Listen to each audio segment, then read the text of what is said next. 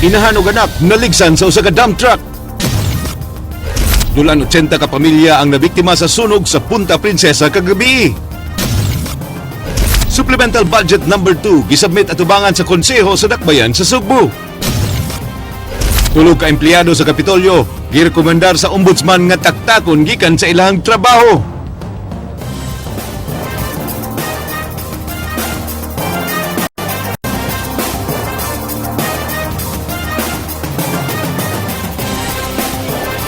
May ngapon Sugbo, Kabisayan, Georgia, mga presyo sa mga nagunang palaliton nagpabilin nga walay pagsaka bisan sa ating palit nga pagsulod sa Christmas season. Mga supermarket sa downtown Cebu gi-inspeksyon sa mga sakop sa Department of Trade and Industry 7. Kinigiaksyon na ni Ryan Sorote. Sayo nga gisusi sa Department of Trade and Industry ang usa ka dakong supermarket sa downtown Cebu kaganihang buntag.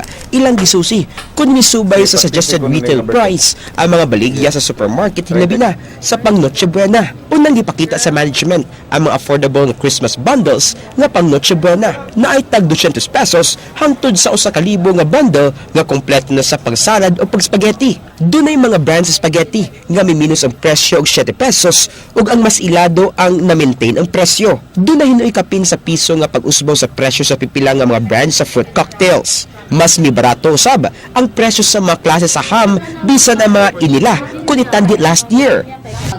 So far sa amo na ning experience and observation and per interview sa mga retailers unsa ilang presyo karon, hangtod na siya New Year, wala na siya increase. No more movement in the price.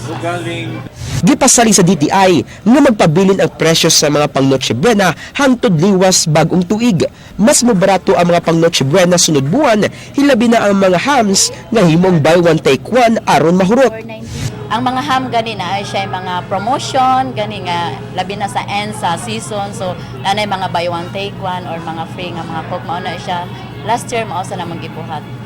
Mas barato usab ang paliliton sa downtown Cebu tungod sa kompetisyon sa mga kumprahanan. Sagad sa mga tinda sa Colon area ang mas barato o sakto ra sa SRP sa DTI. Pahimangno sa Department of Trade Industry sa publiko nga mag-budget karong Christmas season ug manganvas sa inyong paliton aron makabarato, aron mas merry ang inyong Christmas. Alang sa Aksyon Bisaya, Ryan Sorote, News 5. 35 ka mga balay na sunog kagabi sa barangay Punta Princesa, Dakbayan sa Sugbo. Dulan 80 ka panimalay pamilya ang nawadaan sa ilang panimalay. Kinigiaksyonan ni Leslie Camanade Vistil. Kay mga residente sa sitio Dunya Maria Uno Punta Princesa, human miulbo ang dakong sunog pasado alas 11 kagabi. Sa inisyal nga investigasyon sa kabumbiruhan, 35 ka mga panimalay ang nasunog, diin 28 niini ang naugdaw. So taon pasab sa kabumbiruhan ang posibleng hinungdan sa mong sunog. Nagsugod ang kayo sa balay ni Maxinino Ubado. Ang igagaw sa tag-iya sa balay nga si Belen Caburnay, nagtuo nga ang gubaon nga plangka sa kuryente ang hinungdan sa sunog. Kagamunduda sir, kana ilang plangka, magubaon mo na ng plangka. Kaya musiga naman nakalit ng plangka. Kaya sunog, di ka sila, murab daw ka ng pabuto. Dawat alarma 11:10. Nakontrolar 11:51. kinsang balay sir nagsugod. So allegedly dito mo na nagsugod ni sa balay ni Maximino Ubado alias Dungi. Pila man ka balay atong na Initially among estimate ron mga 15 ka balay. Kasamtang ang gipahimutan sa simbahan sa Mormons ang mga nasunugan, gipang apod-apod sa mga sakop sa DSWS ang mga starter kits ug pagkaon nga mo'y unang gikinahanglan sa mga nasunugan. Di mo minus 333 ka mga individual ang apektado sa mga sunog. Din mikabat ngadto sa 80 ka mga pamilya ang nawadan sa panimay. Ganina, namahaw na dito sila.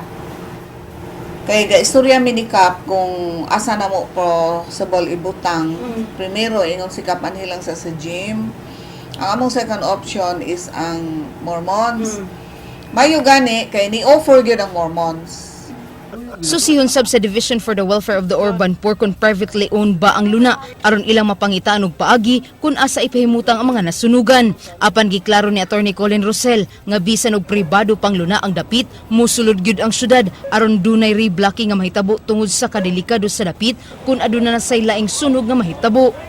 Filled with informal settlers na siya, the government will usually come in para yun na mag-ayos sa access diya, mag-provide ng mga access kay one of the mga danger sa ato ang mga informal settlers nga mga sites kanang occupied nila.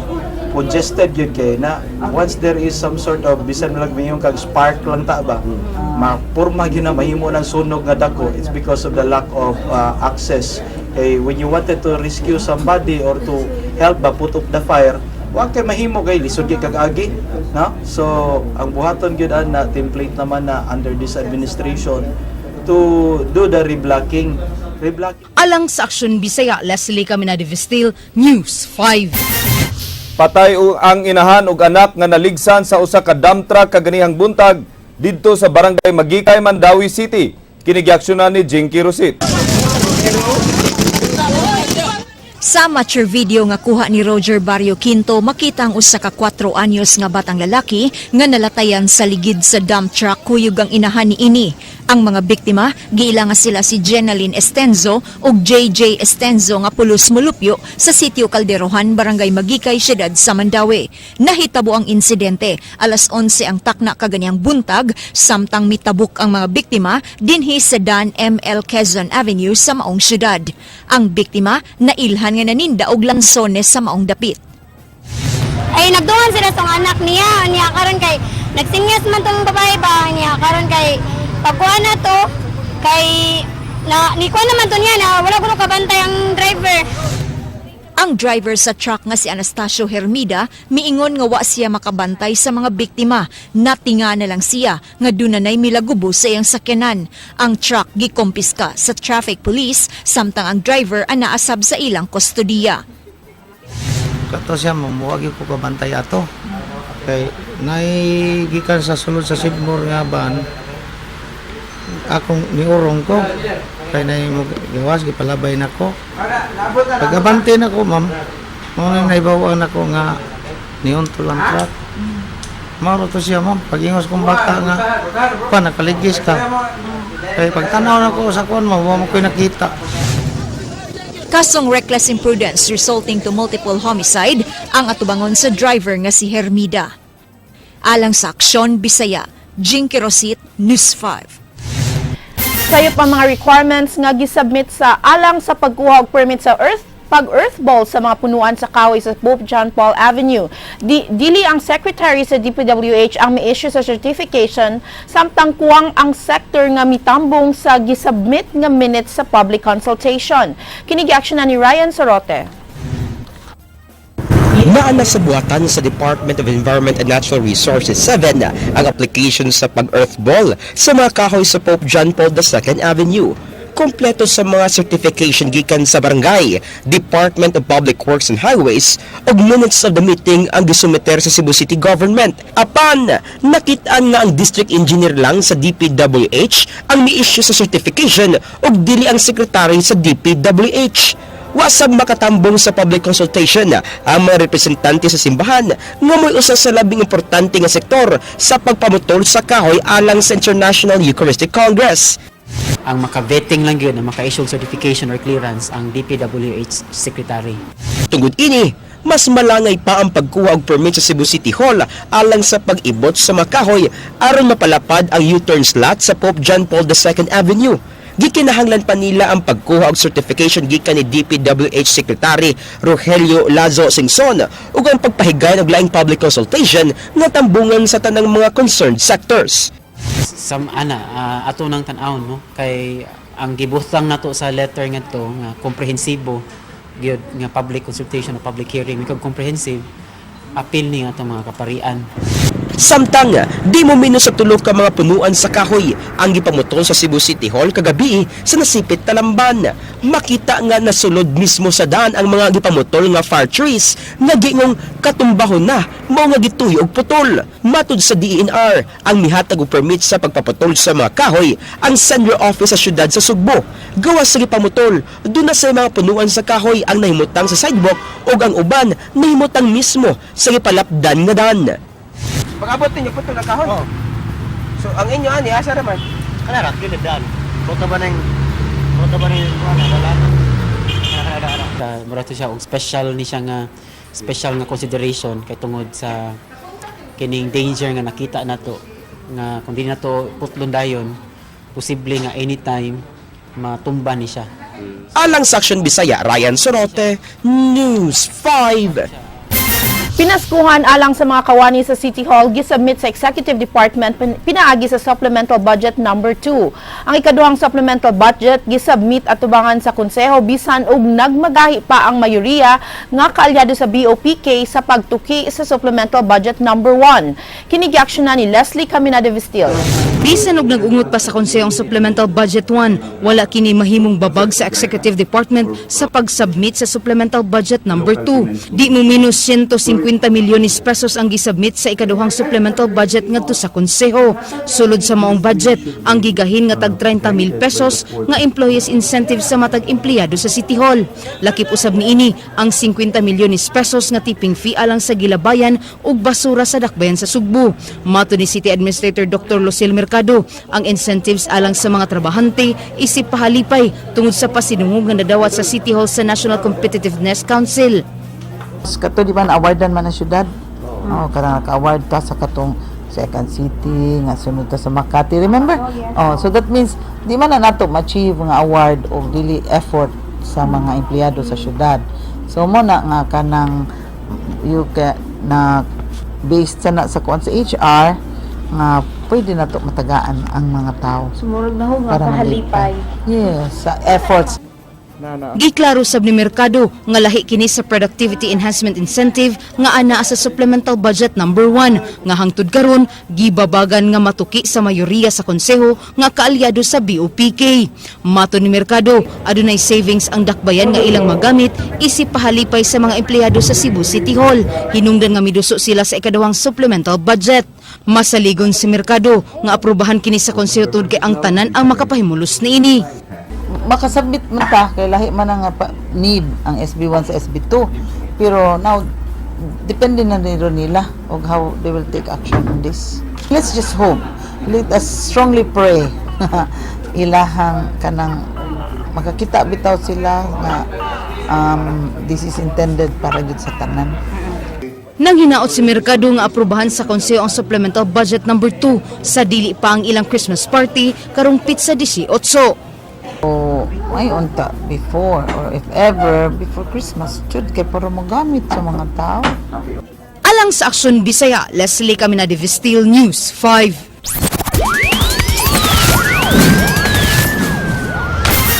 Inahanong anak na sikop sa usa ka buy-bust operation sa Barangay Paho, Dakbayan sa Lapu-Lapu. Ang report giaksyonan ni Edwin Cañete. Pasado alas 2 sa hapon kagapon, dihang gipahigayon ang pagpangronda sa mga sakop sa Regional Anti-Illegal Drug Special Operation Task Groups diha sa Sitio Sangi, Barangay Paho, Dakbayan sa Lapu-Lapu. Atol sa buy-bust operation na sikop ang mag-inahan nga sila si Estrella alias Inday Tabanyag, 49 anyos ug si Gistoni Tabanyag alumulupyo sa nisgutan nga dapit. Si Inday miangkon nga namaligya siya og ginadili nga drogas gumikan sa kalisod sa iyang kahimtang, ilabi na kaaduna siya gibuhi nga duha ka anak. Kuan kalisod na mo siya. Sa kalisod mo? Okay, naninda ko sa gawa sa una. Tarong kayo akong paninda. Mga suya ban, kapahawa. Giangkon sa chairman sa Peace and Order Council sa Barangay Paho, Lapu-Lapu, Minardo de la Serna, nga mikatap gyud ang drogas apan ang kalihukan ni Inday diha sa ilang barangay wala siya ay kasayuran ini. Bahin na ng drugs na agimi bisag asa. So naninguha kita na makuha niya, mawa pero tanaw na po. Rampan man kayo gyud. Samtang ang labaw sa Redsot nga si Police Senior Inspector Henrex Banculita na mahayag nga gumikan sa ilang informant ilang gipaygayon ang bypass operation gamit ang 200 pesos nga bypass money. Dili sir, natay informant kami hat feed sa information sir. Ato gi-develop untud ni abot pa sa area good nakapalit kita. So, nakatest ba yung mo sa download? Wala naka-test by sir, pero nakapalit ko to sir sa bypass na. Sa bypass, sa operasyon na? Yes sir. Sa 62 ka mga gagmayng pakiti sa Shabu, bildos nga salapi nga mo'y halin sa drugas, cellphone, 22 Paltek revolver ug adun pay 5 ka bala lakip na gunting nga nakuha sa kapulisan. Alang sa Aksyon Bisaya, Ed Cañete, News 5. Pundok sa mga tulisan, posible nga manuli sa pawn shop o bangkos dinhi sa Sugbo. Ang kapulisan nakigalayon karon sa intelligence offices sa ubang rehiyon alang sa pagkuha og dugang impormasyon. Kinigiaksyon na ni Ray Pasaporte. Gipanid-an sa Regional Intelligence Division ang pundok sa mga mitulis sa My Gold Pawn Shop ug Ibingo Club sa Mandawi City. Tulos sa mga kauban niini nadakpan na. Ang hepe sa RID7, Superintendent Rex Dirilo, nagkanayon nga ang pundok posibleng manulis sa ubang lugar sa Rion City. As suspected, when this Christmas season is coming, makita niyo mas madoble ang effort ng police because ang criminal will also take advantage mo ng naging SOP na siya. Matud ni Dirilo gitulis sa miaging buwan ang UCPB sa Surigao City. Sa susamang grupo nga niigo sa My Gold Pawn Shop, ang grupo nalutsa na og warrant of arrest sa pagtulis sa My Gold ug Orochina nga nakabase sa Tagbilaran City, Bohol, Ibingo sa Mandawi City ug Sinico dito sa Bacolod City. Yung mga personalities nga nasa ang at large pa karon may atong gigugol and tatlo dakpan naman. In fact, ang doon nakapag-depose na ng bail. Nakig-alayon sila karon sa Caraga PNP alang sa pagkuhag dugang impormasyon labot sa maong grupo. Apanwa niya gisalikway ang posibilidad nga ang maong pundok posibleng mobalik dinhi sa Sugbo aron manulis sa pawn shop o baka bangko. Alang sa Aksyon Bisaya, Ray Pasaporte, News 5. Human sa kapindua ka tuig, wa lang gihapon makabot sa pamilyang Dukayag ang hustisya sa kamatayon ni Mario Alfi. Kini gumikan kay padayong nagtago-tago ang usa sa mga sospek nga si Mauricio Doblados Jr. Ang report giaksyonan ni Edwin Cañete. Binagop sa Mabulo Barangay Hall si Chantel Dukayag nga igsuon ni Mario Alfe nga namatay sa kulata dito sa Gaisano Metro 2 ka tuig na ang nakalabay. Mipatimaw siya aron sa paghangyo sa pamilyang Doblado nga isurrender na ang ilang anak nga si Mauricio nga hangtod karon nagtago-tago pa sa balaod. Dako ang pagtuo ni Chantel nga adunay communication ng iyang pamilya ug ang suspect nga si Mauricio Doblados Jr. nga mao'y heads of security sa establishmento. Amog yung purpose nga nagpatawag mi nila is actually dugay naman gud may gusto jud mo storya nila pamilya sa pamilya ba kay sayod ang tanan nga almost 2 years na since nalutsan og warrant si Doblados unya after nalutsan siya og warrant naamong gud mga instances nga na-spotted siya diri sa city unya recently murag na spotted ko na siya pag last November 1. Samtang ang inahan ni Mauricio Jr. nga si Leonor Doblados na mahayag nga gimingaw na siya sa iyang anak nga wala na gyud niya makita. Wa gyud sila tingali kita pero ako manggi ko. Ako nagbangita ko sa kanang gimingaw nako. Ang iyang bana nga si Mauricio Sr. mibutya nga wala gyud sila communication sa ilang anak hangtod karon. May communication sa mga anak? Wala sir, suka na ito, wala ko sa lakaw. Gihangyo si Lupon tagapamayapa nga si Ray Palalios nga mutabang sa pagsurrender ang ilang anak og tubagon ang salaod nga nahimo. Sabi na tarong, among gitabangan nga surrender pa sa NBI nga ang barangay labi na ako na sa ko'y relative sa Jakuan kanang bila sa NBI sad nga makaduol sila namo para Nasairan nga si Jeffrey Aquino lang ang nadakpan sa kapulisan samtang si Mauricio Jr. mao'y nalutsan og warrant of arrest og padayon karon nga nagtago-tago. Alang sa Aksyon Bisaya, Ed Cañete, News 5. Tulo ka empleyado sa Kapitolyo girekomendar sa ombudsman nga taktakon sa ilang trabaho. Ang tulo mao ang nagpabilin og trabaho sa Kapitolyo nga sakop sa Bids and Awards Committee sa bidding sa pagtukod sa CICC. Kinigiaksyonan ni Jinky Rusit. Ning bag-ulang gimando ni Ombudsman Conchita Carpio Morales ang pagkataktak sa serbisyo sa siyam ka mga kawani sa Cebu Provincial Capital may kalambigitan sa kontrobersyal nga pagpatukod sa CICC. Sa gipakanaog nga desisyon sa Ombudsman, absuelto sa kasong administratiba si kanhi Gobernadora ug karon Kongresista Gwen Garcia tungod sa Aguinaldo Doctrine human siya subli nga napili pagka-gobernadora niadtong 2007 ug 2010. Ang siyam ka mga empleyado nga gimandong itaktak sa Kapitolyo pulos sakop sa Bids and Awards Committee. Tulo na lang kanilang kasamtangang nagpabilin sa Kapitolyo, sanglit ang unom kanila miretiro na sa serbisyo. Gilangkuban sila ni Bernard Calderon sa PGSO, Attorney Marino Martin Quilla sa Provincial Legal Office ug Dr. Cristina Giango nga karon ana-ana sa CPDRC. Naay komponen sa CICC nga nakitaan sa among opisina nga nakalapas aning RA 9184 tungod kay ni-resort sila to limited source bidding or alternative mode of procurement na siya diin selected na daan ang mga bidders, pre-selected ang bidders, dili siya competitive public bidding. Matud sa Ombudsman, ang hukom kalabot lang sa administrative case ug wa pay apil ini ang criminal case nga Anti-Graft and Corrupt Practices Act. Nasuta sa Ombudsman nga ang siyam ka mga kawani pulos nakalapas sa grave misconduct o gross neglect of duty.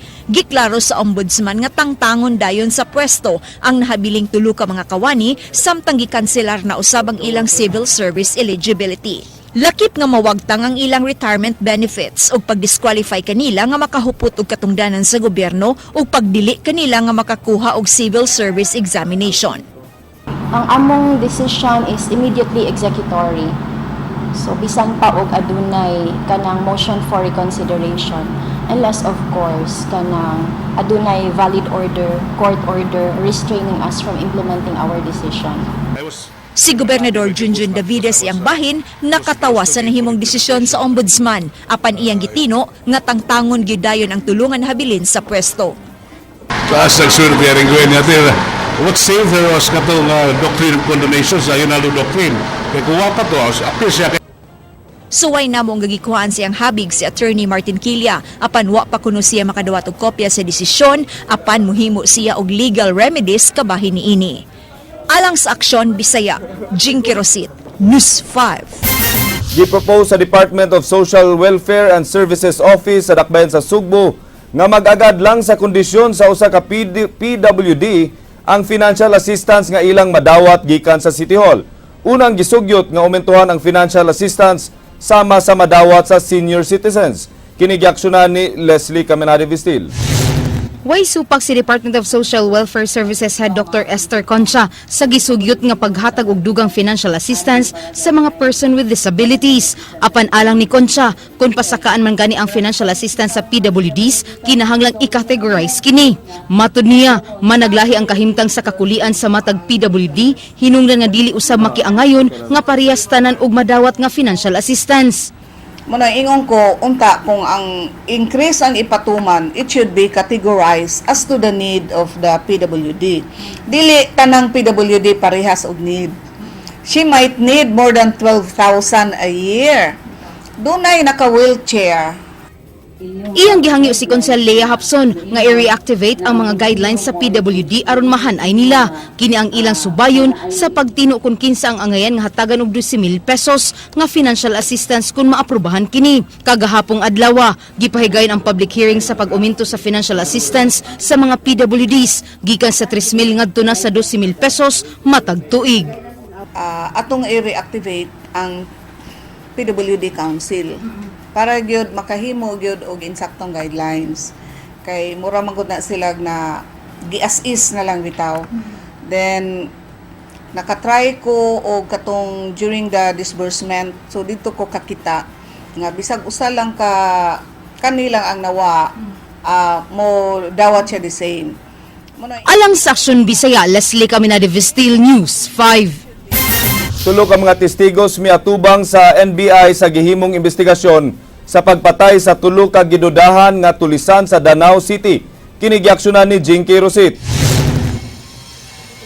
Mipatimaw sa buhatan sa National Bureau of Investigation 7 ang mga testigo sa nahitabo nga shootout sa Danau City niadtong Nobyembre 15 sa kadlawon. Tulo ka mga tawo gikan sa Sitio Portland, barangay Kahumayan sa syudad sa Danau ang gipatawag sa NBI aron isugilon ang nasaksihan nila atol sa gihimo nga ronda sa mga sakop sa intelligence operatives sa Danau City Police Office. Subli nilang gipadayag sa News 5 nga way dalang mga armas ang napatay nga sila si Robert Perez, Eduardo Vasquez ug Gril Hermoso. Diyang gisung sila sa mga pulis samtang nagduwa og hantak. Matud sa mga saksi, way kukaluoy nga gipusil sa mga pulis sa Danau ang mga biktima.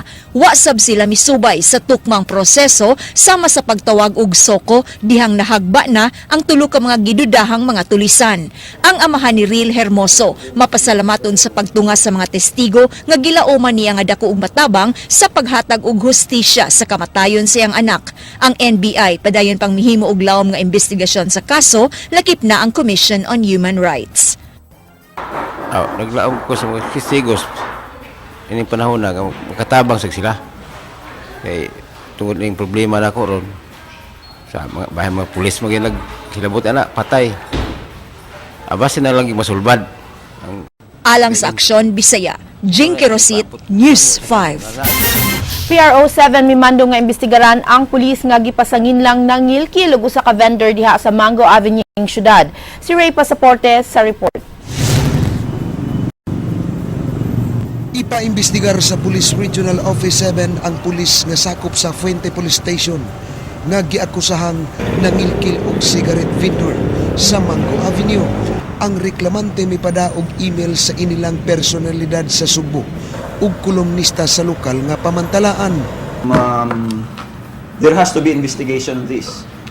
One is to give justice to those victims nga kanang giingon nga gipangilkilan sa usa ka pulis. Second is for us during the conduct of investigation, it will be an avenue for that concerned police station to be heard. So there has to be investigation. Sa reklamo gipasanginlan si P1 Berlino Ricafort nga nidakop og nidala kanila sa Fuente Police Station diin gipangayuan sila og kwarta. Gimanduan ni lawas ang investigation unit sa Cebu City Police Office sa pagpahigayon og investigasyon ug adtuon ang Mango Avenue diin nahimutang ang manindahayg sigarilyo kun unsa ka tinuod nga nabiktima sila sa pagpangilkil sa maong pulis. Dugang niini nga kun andam muluwat og pamahayag ang reklamante, pasakaan nila og sumbong ang pulis.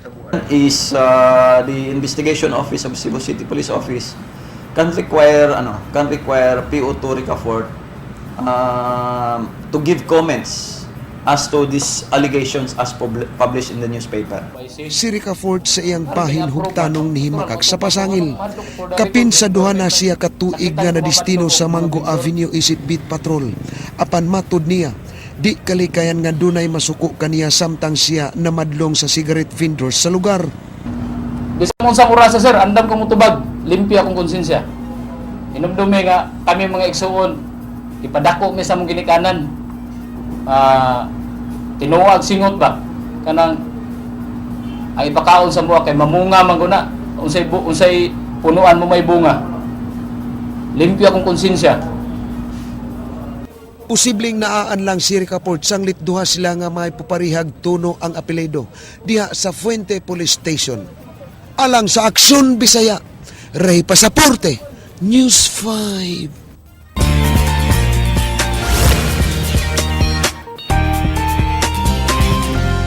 Pilipinas Thursday afternoon kaninong tanan, mga igsoon. Matagtuig ng atangan ang kasikas o kalambuan sa pagpahigayon sa Pasko sa V-Rama. Ining ika-19 katuig nga kasumaran sa pagpahigayon ni ining maong kalihukan atong sutaon ang nahimong highlight sa formal nga pagbukas sa Pasko sa V-Rama 2015. Yano ra kaayo ang pag-abli sa ika-19 katuig nga kasumaran sa Pasko sa V-Rama nga gipahigayon sa dakong hawanan sa gawas sa Guadalupe Parish Church. Sa ibabaw sa entablado, may pasundayag ang mga tinunan sa Guadalupe Elementary School ug gisundan usab dayon sa mga tinunan sa Don Carlos Gotong ug Cebu Technical University. Nagapod-apod usab og candy ang usa ka tawo nga nagsulob og costume nga Santa Claus. Nitambong sa maong kasaulugan, mao si Cebu City Mayor Mike Rama uban usab sa iyang anak diin siya mo'y mipasiga usab sa labing dako nga Christmas tree nga nahimutang sa parking lot sa simbahan.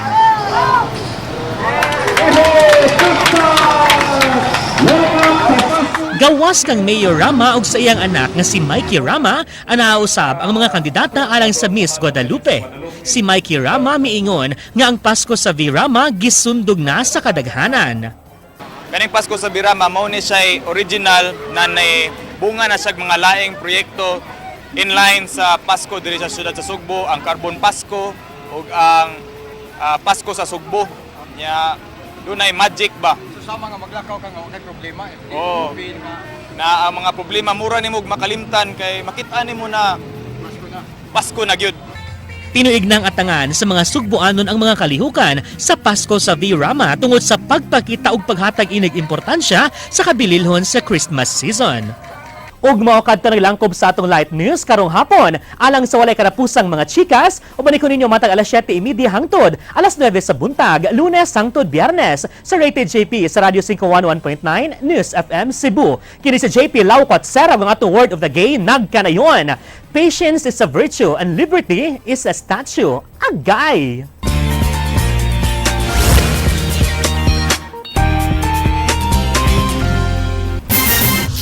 Statue of Liberty na gyud si Kuan. GP. 22 days before Christmas, Glenn. Hapit na. Yay! Yay! Gaya ni Gawasan. Yeah.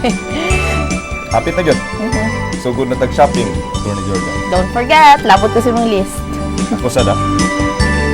Mao kato ang mga balita sa Aksyon Bisaya. Ako si Glenn Soco. Mga balita nga pundasyon sa ligdo nga opinyon ug konkretong solusyon. Ako si Georgia Herrera. Bisan asa, bisan kanusa. Kapatid. Kay di lang kutob sa balita. Aksyon!